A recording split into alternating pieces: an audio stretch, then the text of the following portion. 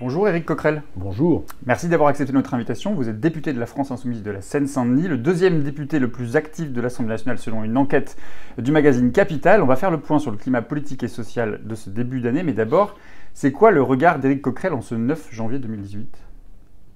C'est un regard inquiet. Voilà. Je regarde un peu le monde. Je vois ce qui s'est passé en 2018. Je pense notamment à Donald Trump sur le climat, sur la reconnaissance de Jérusalem comme capitale d'Israël.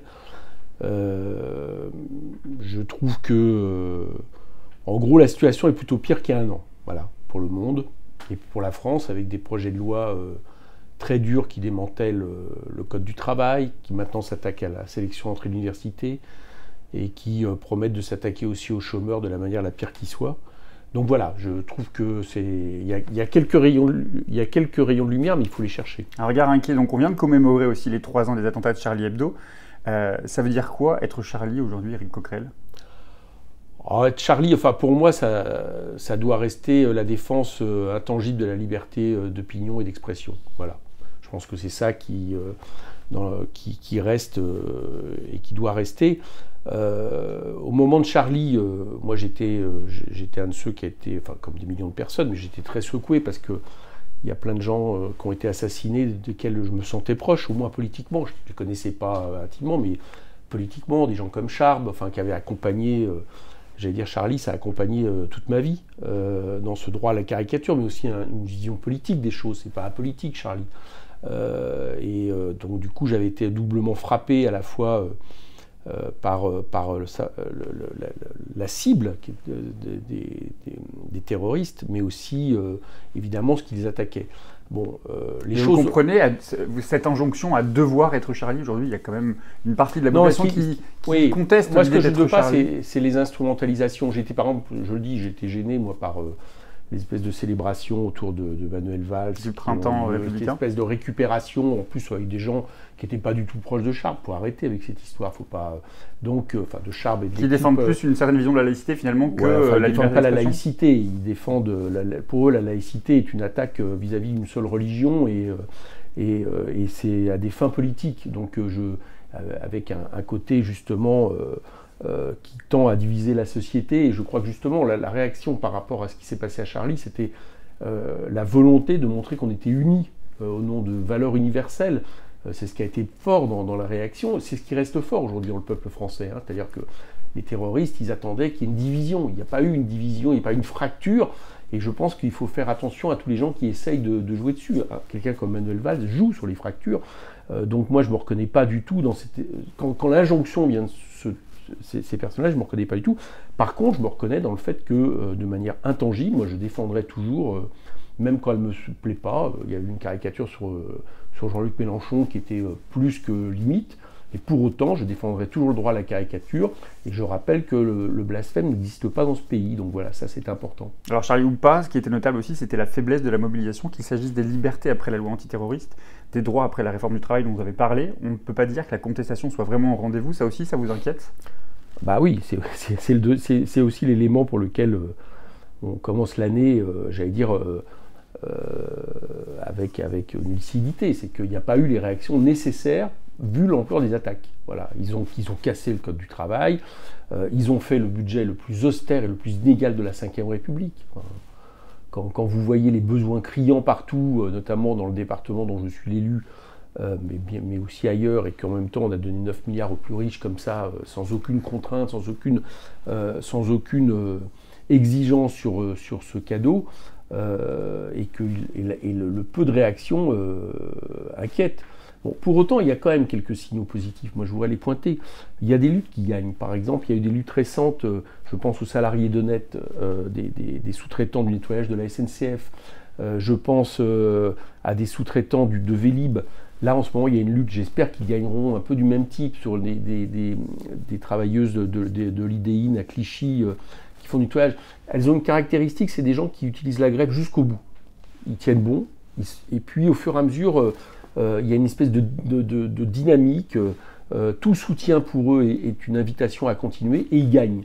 Ils gagnent non seulement sur leurs revendications, mais souvent aussi sur la récupération des jours de grève. Donc ça, c'est des lueurs d'espoir. Quand des gens ont décidé d'affronter soit Macron, soit quelque part l'effet Macron à travers des entreprises qui appliquent déjà soit la loi El Khomri qui permet des dérégulations déjà, mais ou qui comptent appliquer les ordonnances, comme on voit avec PSA, Pinky, quand les gens résistent, font grève jusqu'au bout, ça peut marcher et ça fonctionne. Donc ça, c'était quand même, ça c'est une lueur d'espoir. Vous avez bon espoir, par exemple, que sur la nouvelle loi travail qui permet aujourd'hui des licenciements quand bien même l'entreprise se porte bien, c'est le cas pour le Pinky, c'est le cas effectivement pour PSA ou même le groupe Le Figaro, on l'a appris ce matin.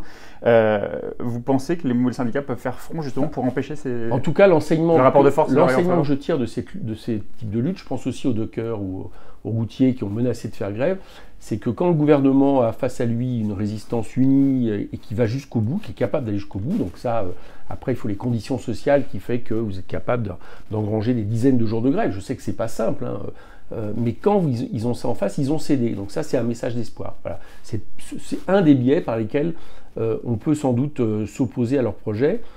L'autre, c'est le fait de toute façon, dans tous les cas, c'est le fait de faire converger tous ensemble, je crois, rassembler nos forces, syndicats, associations, mouvements politiques, je crois que c'est toujours plus nécessaire. Et votre rôle à vous, il y a Gilles Das sur Facebook qui vous a demandé comment faire prendre conscience aux citoyens que le gouvernement mène sur tous les fronts une politique marquée du sceau de l'injustice et des inégalités, dit-il.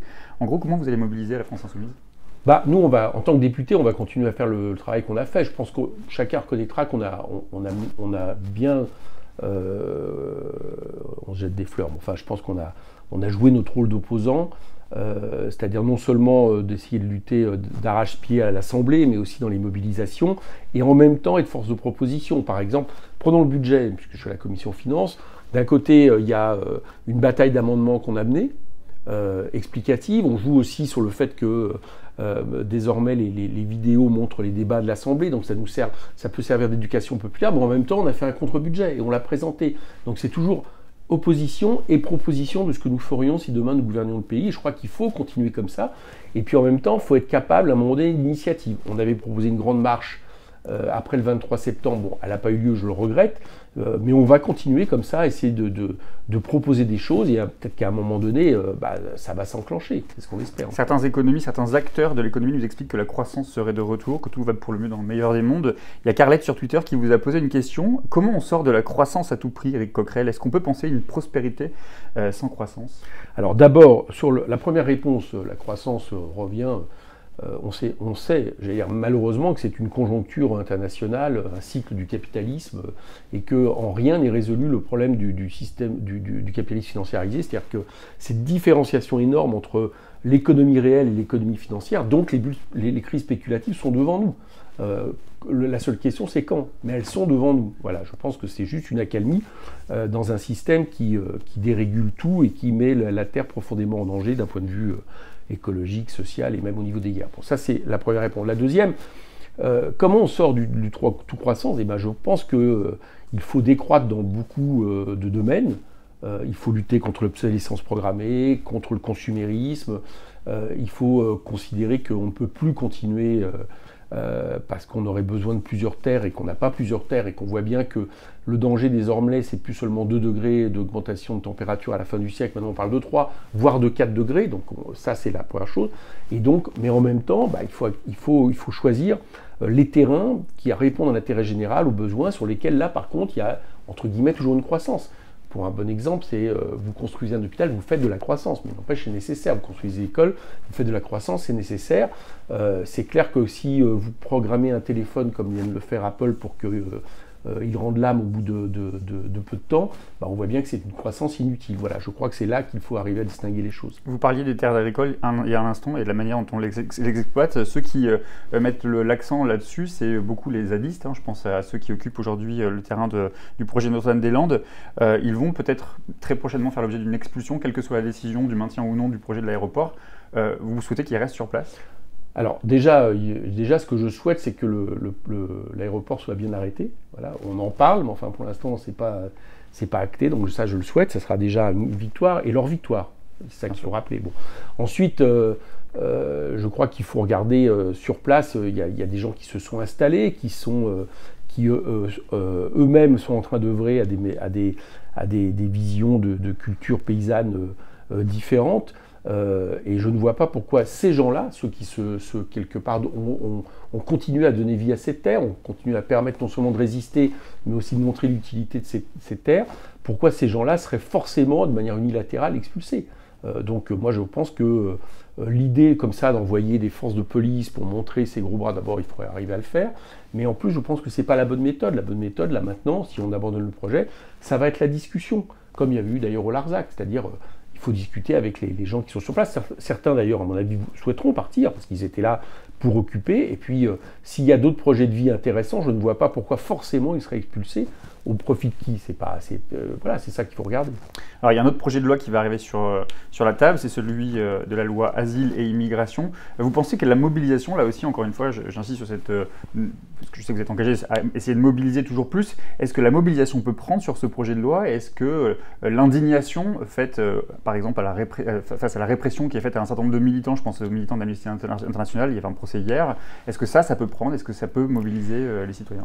Alors là, on parlait justement à un moment donné des signaux d'espoir. Alors, il y en a quelques-uns, et notamment dans ce qu'on voit peu, dans ce qui est peu mis en avant par l'actualité, ce sont tous les gens qui se mobilisent en solidarité, des solidarités simples, par exemple, ne pas laisser crever un migrant qui vient de franchir un col alpin de froid, l'héberger. Par exemple, moi j'ai été à une réunion récente à Nice, c'était justement des maires qui expliquaient comment ils avaient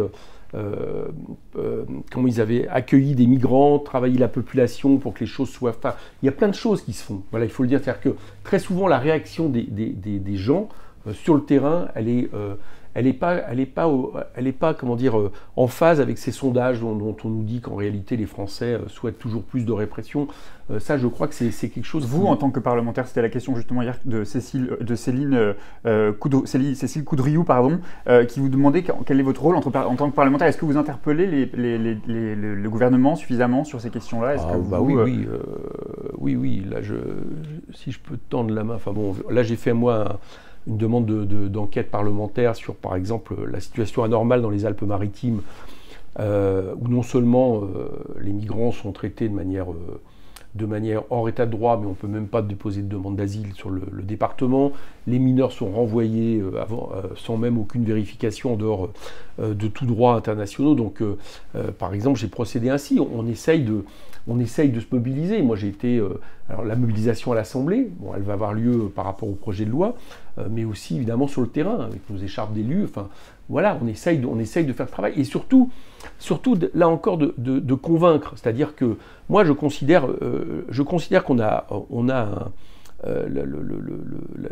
la phase de migration actuelle, la phase de réfugiés, c'est une phase historique dont on commence à percevoir que les premiers effets. Ça fait longtemps que les pays du Sud, entre eux, les connaissent par millions de personnes.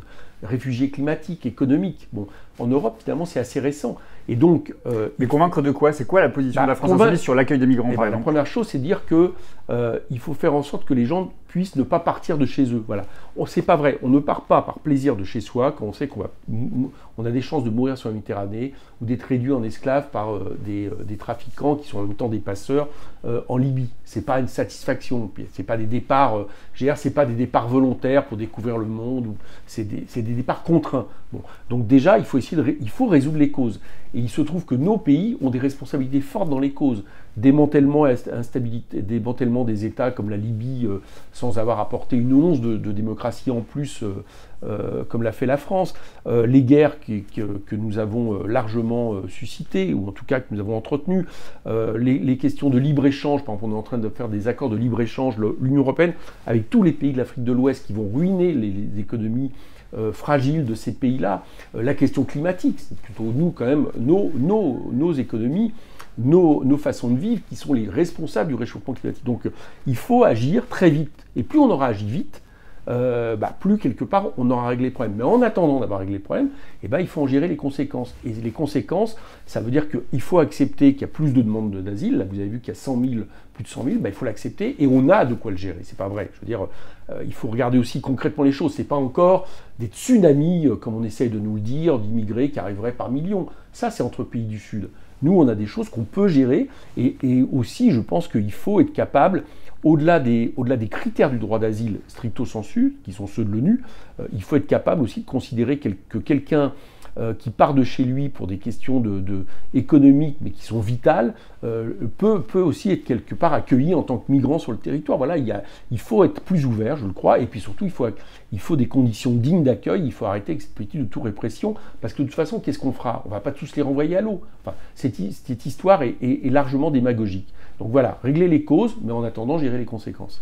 Une dernière question, Éric Coquerel, dans une enquête de Libération qui date du 2 janvier dernier, on pouvait lire en parlant de la relation communiste et insoumis, je cite, « Il faut que l'on arrive à dépasser nos rancunes ».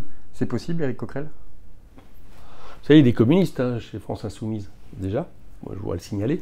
Avec la direction du Parti communiste, ça va être difficile. Je vous le dis comme je le pense. Je crois qu'il y a eu... je le dis parce que si vous remarquez, ça n'a pas été toujours notre discours. On ne parlait pas de direction de parti. Mais là, je crois qu'il y a eu ces dernières années non seulement une volonté affichée de continuer à entretenir plutôt un cartel de parti plutôt que de transformer le Front de gauche en ce qu'il aurait dû être, c'est-à-dire déjà lui-même un mouvement citoyen capable d'accepter l'adhésion directe. Ensuite, je trouve, à certains moments, on a l'impression d'avoir été plus la cible que nos adversaires de la part de la direction du Parti communiste. Donc la confiance est rompue, pour aller vite. C'est la raison pour laquelle Jean-Luc Mélenchon dit attendre beaucoup du prochain congrès du Parti communiste. On verra bien ce qui se passera, mais la confiance est rompue. On a des bons rapports. Moi, j'ai des très bons rapports avec les députés communistes ici, plusieurs en tout cas, avec qui ça se passe très bien. Donc, c'est pas le fait d'être communiste, bien évidemment. Moi, je serai jamais sur un positionnement sectaire, mais je crois qu'il faut réfléchir à ce qu'on veut faire et en tout cas à ce qui n'a plus marché. Ce qui n'a pas marché, c'est le cartel de parti. Ça marche plus. Reconstitution aussi d'une espèce de petite gauche plurielle, ça ne fonctionnera pas parce que ça ne réglera pas la question. Et je crois qu'on a la chance avec France Insoumise de pouvoir, c'est ça quand même un des enseignements de la dernière élection, pour la première fois, un mouvement du camp de l'émancipation est passé devant le Parti socialiste et a vocation à pouvoir installer un leadership autour duquel construire des choses. Bon, je pense qu'on devrait tous en profiter. Je veux dire, je pense que nos députés font un travail honorable. Je pense que sur le terrain, nos militants font un travail honorable. On est capable de faire des grands rassemblements. Peut-être que la question, ça serait pour les forces qui nous invitent à les rejoindre dans une espèce de petite construction à nouveau partidaire et qui donne aucun espoir. Je pense que ce serait peut-être plutôt de se dire, mais ils ont réussi, après tout, tant mieux si c'est réussi. Et comment on essaye d'aider à ça? Parce que pour revenir à la discussion du départ, l'urgence, elle est là. Si Macron, en 5 ans, continue à faire ce qu'il est en train de faire au pays, on va retrouver une France qui sera défigurée, mais qui ne sera plus la France de l'État social ou la France du Conseil national de la résistance. Donc, justement, compte tenu de cette urgence, on pourrait vous dire que l'urgence, elle est aussi à un rassemblement qui soit sur le terrain des luttes et sur le terrain politique. Mais je vous ferai remarquer que le 23 septembre, on a appelé tout le monde. Hamon était avec nous. On n'a pas exclu personne à marcher ensemble. Quand on est sur les actions, quand on est sur les luttes, on est bien évidemment, mais par contre, ça ne peut pas être des... moi, je crois que davantage, ce qui me préoccupe le plus, c'est qu'on arrive à s'unir avec ceux qui sont encore capables aujourd'hui de mobilisation dans le pays. Je pense aux syndicats, je pense aux associations. C'est plutôt ça qui me préoccupe en priorité que à travers les luttes, j'allais dire, en profiter pour recommencer une espèce de petite construction et d'alliances partidaires qui ont montré leurs limites. Merci beaucoup Éric Coquerel. Demain, je recevrai Amel Guiton, elle est journaliste spécialiste des questions du numérique. On reviendra avec elle sur la proposition d'Emmanuel Macron qui veut légiférer sur les fake news. On parlera aussi de neutralité du net, du rôle des fournisseurs d'accès à Internet et des GAFA. Vous avez une question pour elle? Oui, j'ai une question pour elle. Moi, ce qui m'intéresse, qui m'interpelle, j'ai vu qu'il y avait l'offensive sur les fake news. Bon, en même temps, il y a toute cette espèce de discours autour des complotistes que j'ai remarqué. Je voudrais savoir ce qu'est de complotiste, voilà, parce que est-ce qu'être complotiste, c'est, j'allais dire, s'inventer des histoires pour toujours expliquer qu'il y a une part policière dans l'histoire, ou est-ce que c'est ne pas être, est-ce qu'à certains moments c'est juste ne pas être d'accord avec la version officielle d'un pouvoir? Par exemple, si je vous dis que Emmanuel Macron a été largement aidé par les pouvoirs dominants des médias et quelques milliardaires qui les tiennent, est-ce que je suis complotiste quand je le dis? Voilà, c'est une bonne question, je trouve, parce que c'est peut-être celle qui va être posée et qui là posera un problème de liberté d'expression et d'opinion. Je transmettrai la question, merci beaucoup.